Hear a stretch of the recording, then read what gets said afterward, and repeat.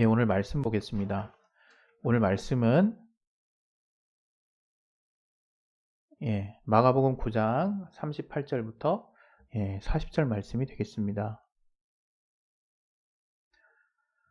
마가복음 9장 38절부터 40절 말씀. 우리 화면에 나왔죠? 우리 다 같이 합독하도록 하겠습니다. 시작.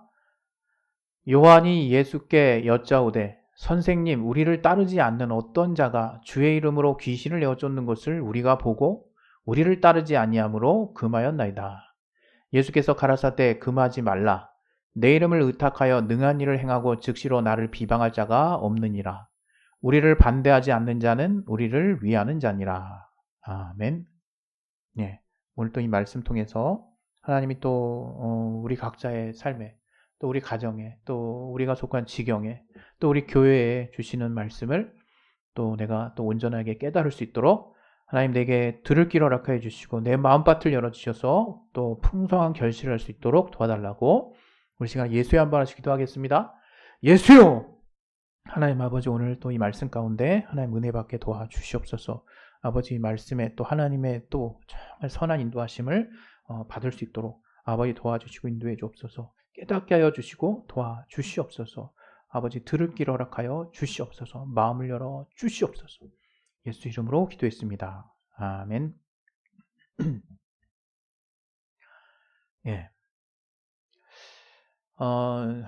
사실 신앙생활, 우리가 신앙생활을 하고 있잖아요.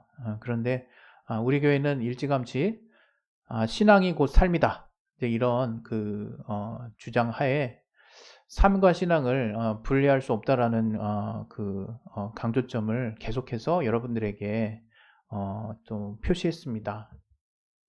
어떻게 보면 얼핏 보면 다른 교회들과 뭐 별반 다를 것 없다 생각할 수도 있어요.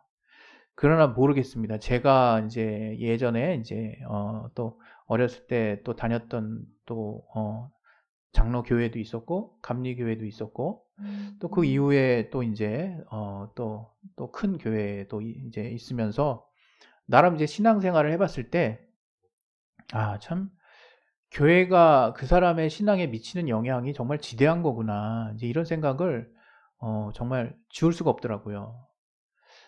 어떤 면에서는 우리가 하나님이 우리에게 이렇게 마치 그 종교개혁도처럼 하나님이 우리에게 성경을 주셨지만 또 우리가 또 어떤 교회를 만나느냐에 따라서 우리 신앙이 또 이렇게 규정지어지는구나. 성경을 내가 정말 하나님이 주신 자유함으로 성령의 감동함으로 또 마음껏 읽고 그 안에서 감동받을 수 있는 어떤 자유가 허락된 것 같지만 실은 이제 그것이 교회의 어떤 그 가르침과 교회의 어떤 방향에 딱 묶일 때가 많아요. 그래서 저도 참 이렇게 굉장히 좀 조심스럽습니다. 너무 우리의 강조점을 세게 말하려고 할 때는 이것으로 인해서 다른 부분들이 좀 이렇게 약해지고 도리어 우리가 쩔뚝거리는 신앙을 가지면 어떡하나, 이제 이런 걱정도 정말 있어요. 그러나 제 마음속에서는 항상 어떤 것이 더 하나님이 기뻐하시는 일일까를 고민하면서 이제 말씀이나 또 제가 익히 알고 있었던 어떤 성경의 가르침들을 돌아보고 있기 때문에 다소 연약한 부분이 있을다 할지라도 저는 계속해서 그런 정말 보편적인 어떤 하나님이 우리 안에서 우리에게 주신 보편적인 신앙과 정말 모든 인류에게 향하신 그 복음을 제가 좀 왜곡하지 않고 그 본래 하나님이 기뻐하실 만한 중심을 따라 이렇게 전하려고 힘쓸 생각입니다. 그것은 아마 이 교회가 하나님이 저를 부르시는 그 마지막 순간까지 존속하는 이유가 될 거라고 믿습니다. 그래서 제가 아까 말씀드린 바와 같이 뭐 어떤 교회라고 뭐 이렇게 뭔가 이 삶과 신앙에 대해서 말하지 않는 교회가 어디 있겠습니까? 그러나 저는 그렇거든요. 이 바로 신앙, 이 성경이야말로 우리의 삶의 중심에 있어야 된다는 거죠. 그런데 우리가 과거에는 자꾸 이런 말을 하니까 뭔가 그런 것들이 다 부정되어지는 느낌이 들긴 하지만 그런 건 아니거든요. 그러나 교회에서 대표적으로 어떤 신앙적인 어떤 행위라고 여겨지는 그런, 특히 주의를 중심으로 이루어지는 어떤 부분들이 너무 이렇게 부각이 되다 보니까 이제 그것들 외에 다른 것들이 이렇게 부수적인 것으로 이렇게 좀 전락한 것 같은 그런 느낌을 제가 지울 수가 없거든요. 물론 우리가 지금 이 코로나의 상황에서 또 이 오프라인 예배를 못 드리고 또 성도의 교제가 없고 또 어떤 우리 안에 또 봉사가 또 없고 또 많은 또 연약한 부분들이 좀 이렇게 아쉬운 건 사실이에요. 그러나 다른 한편으로는 하나님이 모든 세대를 아우러서 우리의 하나님 되심으로 우리가 어떤 환경 하에서도 하나님을 찾을 수 있는 믿음을 우리가 결국 갖고 있는 것이 참 하나님이 또 바라시는 부분이 아닐까, 이런 생각을 또 하게 됩니다. 어찌됐건 제가 드리려고 하는 말씀의 요지는 이 삶 속에서의 신앙이 너무 중요하다는 거죠. 그런데 우리가 이제 예수의, 하나님이 우리에게 주신 선물, 하나님의 은혜를 생각하면 뭡니까? 예수 그리스도죠. 그리고 주님의 보혈의 공로입니다. 그리고 그분이 죽고 부활하심으로 우리의 죄사함을 통해서 우리가 죄사함 받고 또 그분이 부활하심으로 우리가 다시 살 소망을 얻었어요. 영원히 거룩한 하나님의 자녀가 되어서 하나님의 나라에서 영원히 살 소망을 얻었죠. 엄청난 거죠. 그런데 우리가 잠깐 놓치는 것들이 있어요. 뭐냐? 이 땅의 삶을 어떻게 볼 것이냐 하는 거죠. 아마 저도 과거에 그랬어요. 이 땅은 소모전하는, 소모되는 곳, 이제 곧 사라지는 곳. 성경에도 나와 있잖아요. 불타 없어진다고. 그러니까 뭔가 하나님이 아름답게 이 피조 세계를 지으셨지만 어찌됐건 어느 날 갑자기 없어질 수 있는 곳, 의도치 않게 뭔가 질 떨어지는 느낌을 자꾸 갖게 되거든요. 거기다 더 한술 더 떠서 우리의 이제 영적인 삶이 중요하다는 걸 알게 됐죠. 이전에는 우리 영혼이 있다는 것도 모르다가. 그러다 보니까 정말 거울에 비치는 나가 정말 나가 아니라 그 거울에 비춰지지 않지만 내 안에 있는 영혼, 그 영혼이 바로 나다. 이렇게 이제 우리가 배우기도 하고, 또 실제 영적 실상이 있다는 것을 성경을 통해서 알기도 하고, 또 어떤 하나님이 정말 생기를 불어넣어서 내 안에 또 정말 이제 있는 그 영이 또 정말 이 육신의 어떤 정욕과는 정반대되는 어떤 상황들로 정말 이렇게 간다는 것도 알게 되고, 그래서 우리가 육신, 또 육신의 삶, 이 세상, 또 이 세상의 삶을요, 다 뭔가 저속하고 뭔가 타락되고 뭔가 질 떨어지고 또 뭔가 신앙적이지 않은 쪽으로 너무 쉽게 분류해 버리거든요. 너무 쉽게. 그러니까 제가 신앙생활 하면서 이게 저 같은 사람이 참 이렇게 느꼈던 감정은 굉장히 좀 특이했어요. 뭐냐면 저는 옛날부터 굉장히 좀 이렇게 좌도 아니고 우도 아니고, 뭐 물론 성경의 표현대로 하면 마치 차지도 않고 더럽지도 않은 어떤 주님의 책망을 받을 수 있는 포지션이었는지는 모르겠어요. 물론 지금은 그렇게 생각하지 않습니다. 이것이 어떻게 내가 왜 주님의 어떤 정말 사랑과 은혜, 또 그분의 또 공의, 이것이 정말 하나님의 신비 안에서 조화롭게 역사하는 그런 것들을 제 삶에 체험하고 나서 이 온전한 모습으로 나아가는 모습이 어느 하나만 강조해서 되는 것이 아니구나 하는 것들을 알게 됐거든요. 그런데 어찌됐건 제가 이런 어떤 신앙을 하면서 가장 좀 다소 신선한 충격을 받았던 거는, 내 안에서 뭔가 알아지고 깨달아서 이게 죄가 아니다 또는 옳은 것이다 라고 판단된 것을 제외한 것은 다 악한 것이다, 이렇게 이제 정의 내려지는 사고였던 거예요. 여러분, 근데 이 사고가 사실 굉장히 무서운 사고라는 거 여러분 아십니까? 사실 이게 흑백론이랑 똑같아요. 그러니까 내 편 아니면 적인 거거든요. 물론 여러분, 우리가 알아야 될 것은 영적인 실상을 우리가 이제 드러내다 보면, 우리가 이제 하나하나 알아가다 보면 정말 중간은 없더라고요. 정말 원수에게 속한 것이냐, 하나님께 속한 것이냐, 분명히 나의 신앙이 편을 선택을 해야 합니다. 그러나 여러분, 삶 가운데 신앙생활을 한다는 것은 그렇게 쉬운 게 아니라는 거 아마 잘 아실 거예요. 우리가 하나님이 옳다고 여기시는 가치를 선택함에 있어서도 그 정도나 또 그 상황이나 각각에게 처한 어떤 스토리나 여러 가지 일들에 따라서 똑같은 어떤 말씀이 과연 그냥 천편일률적으로 적용될 수 있을까라고 하는 부분에 이미 회의감을 가지신 분들 많을 거예요. 그러나 우리는 그런 정말 실감나는 이제 정말 하나님의 진리의 말씀을 이 땅의 내 삶 가운데 어떻게 적용해야 될지를 실제로 날마다 사실은 고민해가며 사는 삶을 하루하루 순간순간 살아가면서 내 머릿속은 아주 단순하다 이거예요. 피아 옛날에 피아 식별띠라고 있었거든요. 군대에서. 딱 이제 이 띠를 매면 우리 편인 거야. 하얀색으로. 뒤집어 매면 노란색이었는데 그러면 적군인 거예요. 마치 이런 것처럼 삶의 모든 것들을 내가 말씀을 깊이 상고하지도 않았으면서 그냥 내가 알고 있는 깊이대로 딱 단정지어서 옳은 거 아니면 나쁜 거 이렇게 그냥 정리를 해버리는 그런 모습들이 굉장히 많아졌다는 거죠. 사실 이거 굉장히 위험스러운 발상이거든요. 어떤 면에서. 근데 우리는 너무 익숙해요. 특히 기독교인들이 너무 익숙해. 뭐 이렇게 뭔가 아닌 거 다 또 원수의 방해 다 이렇게 싸잡아서 얘기하기 쉽잖아요. 물론 상당 부분은 원수의 방해가 분명히 있습니다. 그러나 우리의 삶이 그렇게 단순하지 않아요. 또 알아야 될 것은 뭡니까? 우리의 신분이라는 거예요. 우리가 하나님의 자녀죠. 그러나 우리가 육체를 가진 우리의 이 땅에서의 삶은 어떻습니까? 죄를 벗어날 수 없는 존재예요. 오해하지 마세요. 하나님이 우리의 죄의 문제를 완전하게 해결해 주셨다는 말과 지금 내가 이 육신을 가지고 이 땅의 삶을 살면서 죄를 떠나서 살 수 없다는 말이 상충되는 말이 아니에요. 마치 바울이 로마서에서 고백한 것과 같이 7장 8장에서 고백한 것과 같이 정말 내가 이러한 어떤 상반되는 어떤 갈등 쪽에서 계속 살아나가는 거죠. 그리고 그것뿐만이 아니라는 거죠. 우리가 진리, 하나님이 원하시는, 하나님이 기뻐하시는 삶을 사는 어떤 삶에 있어서 내가 어떤 가치관과 또 무엇을 우선순위에 놓느냐에 따라서 하나님의 말씀이 완전 다르게 해석되는, 그리고 똑같은 하나님의 말씀이 다 하나님의 뜻이라고 여겨지는 그 말씀이 완전히 다른 형태를 띠게 되는 그런 상황들은 비일비재합니다. 그러면 우리는 이러한 복잡한 상황에서 어떠한 자세, 어떠한 태도를 가져야 할까? 좀 유연함이 중요하거든요. 굉장히 우리는 유연함이, 그리고 오늘 제가 여러분에게 드리려고 하는 건요, 우리가 자주 무시하는 거예요.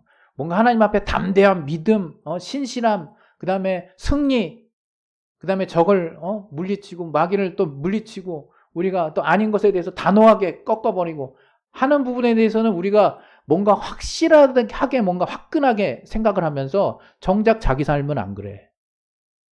정작 자기 삶은 안 그래요. 내 앞에 날마다 닥치는 현실은요, 정말 뻔히 하는 말씀인데도 갈등하는 현실이 계속 다가와요. 정도에 따라서, 상황에 따라서, 누구의 입장에 따라서 이 말씀이 이렇게 어려웠나 싶을 정도로 내가 삶에 직접 적용하려고 정말 진실로 애써보면 쉽지 않다는 걸 느낍니다. 그런데 우리들이 너무 그걸 단순하게 해석해요.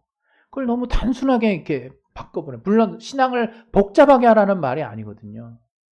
좀 더 진지하게, 좀 더 중심을 가지고, 좀 더 하나님이 우리에게 정말 보여주셨던 그 마음의 가짐을 내가 가지고 내게 펼쳐지는 것들을 쉽게 속단하지 말고 뭔가 이렇게 바라봐야 되는 건데 그냥 무자르듯이 딱딱딱 다 잘라버린다 우리가. 그래서 오늘 사실 이 본문도요, 본문을 통해서 우리가 전혀 다른 어떤 메시지를 우리가 또 얻을 수도 있습니다. 또 전통적인 형태의 답을 또 얻을 수 있고요. 그러나 저는 이 구절에서 두 가지가 보여요. 뭐냐면 복음의 보편성, 복음의 특징이 보여요. 복음의 특징, 복음의 특성, 아주 강렬한 특성. 그리고 주님이 공생애의 삶 가운데서 계속해서 보여주셨던 우리에게 따라가기를 사실은 말은 대놓고 하시지 않았지만 강렬하게 원하시는 그 삶의 본들이 이게 느껴진다 이거예요. 그것은 주님이 가늠한 여인에게 대해서도 보여주셨고, 또 밀밭에서 정말 이삭을 자르는 제자들의 어떤 모습을 통해서도, 또 주님이 또 곳곳에서 또 정말 헐벗은 자를 대하는 모습 속에서도, 그리고 정말 세리와 죄인들을 또 대하시는 주님의 모습 속에서도 계속해서 엿보이는 모습이거든요. 우리가 정말 집중하고 따라가야 되는 동선이에요. 근데 그렇게 같이 계속 따라가 놓고 정작 우리는 뭘 하냐면 내가 주님을 믿으면 나의 모든 문제가 해결되는구나. 굉장히 자기중심적이고 이기적이고 단편적이고 편협하게 생각이 정리돼서 자기한테 들어와요. 주님이 뭘 보여주셨는지 자기가 보고 싶은 것만 보려고 하는 것 같습니다. 오늘 본문에서도 사실은 어떤 면에서는 중심으로 이렇게 다른 어떤 연장선상에 있는 메시지 중에 제가 발췌를 했기 때문에 본래 어떤 메시지의 중심을 이렇게 여러분에게 드리는 것이 아닐 수 있어요. 그러나 저는 오늘 여기서 우리가 함께 또 느껴보기를 원하는 거죠. 오늘 이 구절에 예수님의 제자 중에 특히 요한이 이제 어떤 사람들이 예수 이름으로 귀신 쫓는 걸 본 거예요. 봐가지고 저가 자기들을 따라다닌 사람이 아니기 때문에 하지 말라고 딱 제지를 한 거죠. 그 얘기를 이제 예수님께 이제 했더니 예수님의 대답이 잘하였도다. 그래, 나의 수제자답구나. 너희는 나를 따라와서 좀 더 내가 어떤 것을 원하는지를 더 깊이 알아서 다른 자들에게 전해줘라. 또는 그렇지, 함께하지도 않는 자가 그런 걸 함부로 남발하게 해서는 안 되지. 뭐 이런 류의 얘기를 하신 게 아니에요. 어떻게 보면 제자는 당연히 주님이 칭찬해 주실 줄 알았었던 것 같아요. 이 요한과 또 나머지 제자들도 비슷하지 않았을까 싶어요. 왜? 너무 뻔하거든요. 지금 요한뿐만 아니라 주님의 제자들은 자기 생업을 다 포기하고 모든 걸 다 내려놓고 주님을 지금 쫓고 있는 상황이에요. 얼마나 큰 헌신입니까? 그러니 다른 사람보다 뭔가 다른 어떤 특별함을 특별한 어떤 주님으로부터의 어떤 권리까지는 아니라도 어떤 자부심을 갖기를 원했던 것 같아요. 근데 여러분 그 신앙생활 하면서도 그런 어떤 엉뚱한 자부심을 갖고 있는 분들이 사실 있거든요. 아무튼 그래서 제자들이 특히 요한이 그런 질문을 했을 때 주님이 이런 대답을 하실지 전혀 몰랐었던 것 같아요. 39절에 금하지 말라. 내 이름을 의탁하여 능한 일을 행하고 즉시로 날 비방할 자가 없느냐. 이 말은 어떻게 느껴지냐면 지금 당장은 나를 비방하지 않을 거다. 그러니 놔둬라. 어떤 면에서는 우리가 뭔가 화끈하고 뭔가 좀 주님을 향해서 좀 온전하게 나아가려고 하는 사람들 입장에서는 뭔가 깨름직하고 단지 그냥 주님을 따라가지도 않는데 그냥 그 이름으로 귀신 쫓는 것을 그냥 허용하신다고요? 뭔가 좀 기고 아니면 아니고 확실하게 좀 선을 그어주시면 안 되나? 이런 생각이 들지 않을까요, 여러분? 주님은 한술 더 뜨십니다. 40절에 우리를 반대하지 않는 자는 우리를 위하는 자니라. 참 파격적이죠. 저는 이게 좀 한때는요, 이게 좀 궤변처럼 들리기도 하더라고요. 막말로 너 지금 나를 반대하지 않아? 그럼 넌 내 편이야. 아니, 더 나아가서 주님 뭐라 그랬어요? 나를 위하는 자라는 거예요. 그게 여러분 상식적으로 이해가 됩니까, 여러분 지금? 이해가 안 되더라고요, 저는 한동안. 근데 바로 이게 복음의 특성이라는 거예요. 이게 복음이 가지고 있는 아주 대표적인 특성이라는 거예요. 관용과 너그러움과 용서. 여러분, 신앙은 네 편 내 편 가르는 것보다 우리가 더 많이 접하는 환경 가운데 관용과 너그러움과 용서의 어떤 정신을 더 많이 발휘해야 될 때가 더 많아요. 압도적으로 많습니다. 주님이 물론 죄에 대해서는 단호하셨어요. 주님은 죄와 죄인을 구분하셨어요. 그러나 우리는 죄와 악과 그 다음에 죄인을 구분하지 못하는 것 같아요. 죄 지은 사람은 회개하라고 얘기할 때도 아주 그 사람이 죄 지은 사람이야. 죄와 동일시하죠. 극복이 안 되는 것 같아요. 저도 그렇습니다. 많은 부분에. 더 나아가서 그런 어떤 마음이 가득한 채로 뭔가 확실하게 뭔가 내가 하나하나 알아가는 거를 신앙이 뭔가 성장해 가는 것으로 이렇게 저는 착각한다라고 말씀드리고 싶습니다. 착각하고 있어요. 저는 그 후퇴한다고 생각하거든요. 여러분 하나님을 알아가면 알아갈수록요. 하나님을 닮아가는 거죠. 예수님을 닮아가는 거죠. 그것은 뭡니까? 두루뭉실해진다는 걸 말하는 게 아니에요. 나 스스로 죄와 악에 대해서는 단호한 마음이 있죠. 그러나 복음을 안다 이거예요. 복음이 뭡니까? 예수께서 우리 모든 인류의 죄를 대신하여서 갚으셨어요. 그리고 그 갚으시는 가운데 그 용서라고 하는 것들을 우리에게 알게 하셨어요. 여러분, 정말 우리는 신앙생활 하면서 정말 내가 어떠한 그 가치로 어떤 신앙을 하고 어떠한 가치로 그 어떠한 신앙적 가치로 삶을 볼 것이냐 대단히 중요한 거거든요. 이거는 기질 탓이 아니에요. 이건 뭔가 마음에 뭔가 이렇게 인색함이 많은 사람이라서 그렇다 그런 게 아니에요. 이건 복음의 모든 사람에게 공개되고 모든 사람에게 영향이 미쳐진 보편적인 특성이에요. 복음에 바로 관용과 용서와 너그러움이라는 거예요. 주님이 보여주신 그 너그러움. 주님은 비단 이 장면에서만 이런 모습을 보여주신 게 아니에요. 물론 이 장면 이후에 계속해서 뭐라 할까요? 정말 주님을 이제 주님의 편에 서서 섬기는 것을 더 심화해서 설명을 해주시지만 그 이후에 되게 단호한 모습으로 또 이야기하시죠. 형제를 실족케 하는데 물에 빠져 다음에 또 빠져서 죽는 게 낫다고. 얼마나 이게 뭐 서슬퍼런 말씀이십니까?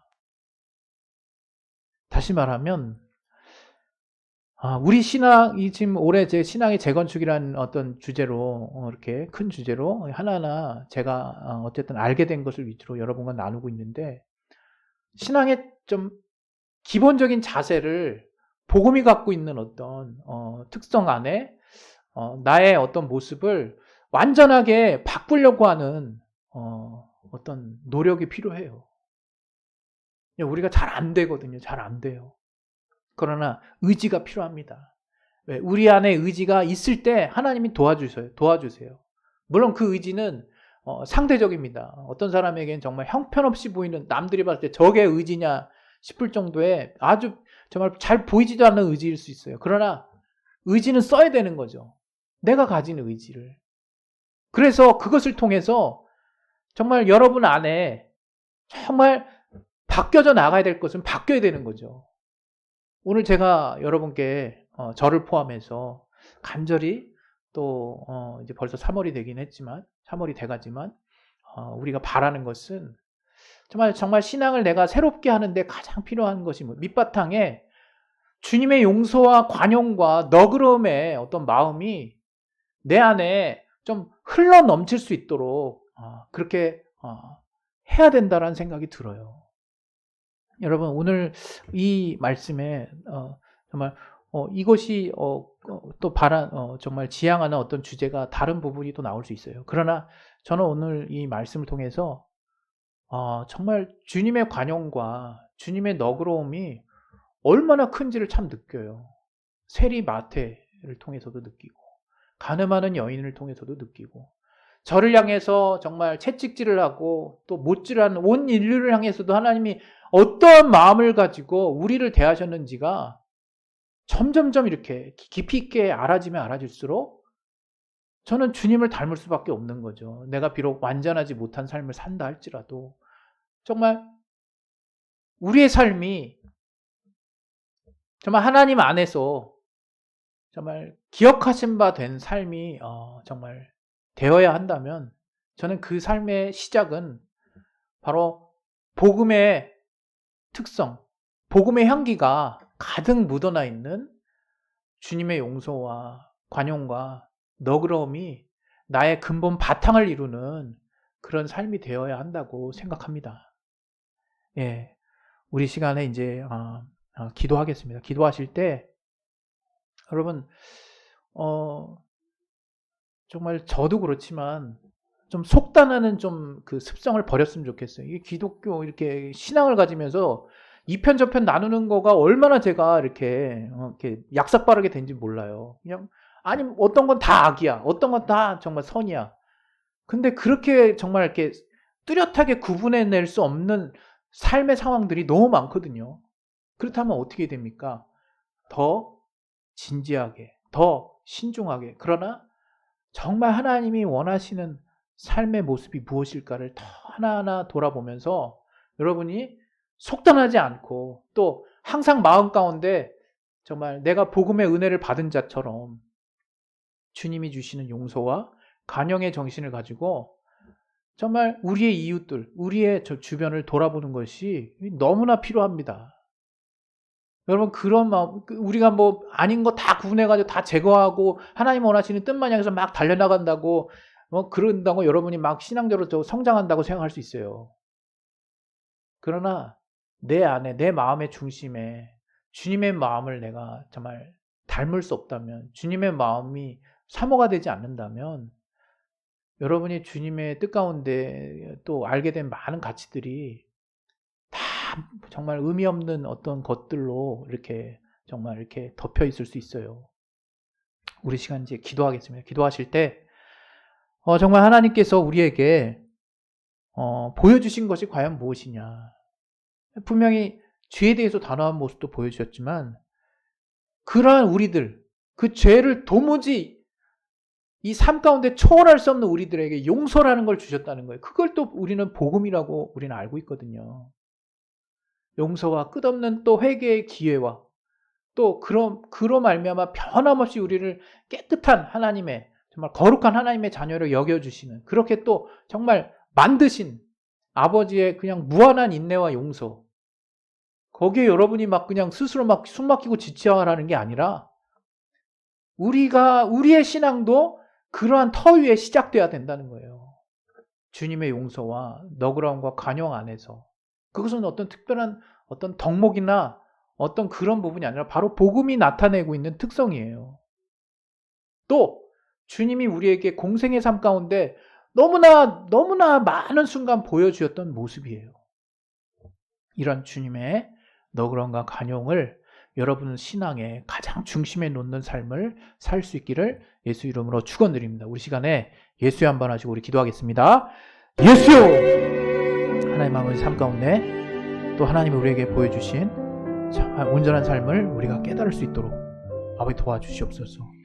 아버지, 정말 내 안에 들보를 깨닫지 못하고 남의 눈에 피를 정말 빼게 하려고 하는 주의 비유의 말씀처럼 그런 어리석은 자가 되지 않게 도와주시되, 아버지 주님이 삶 가운데, 삶 전반 가운데 그분이 어떻게 살아야 할 것인지를 분명히 보여주신 그 삶의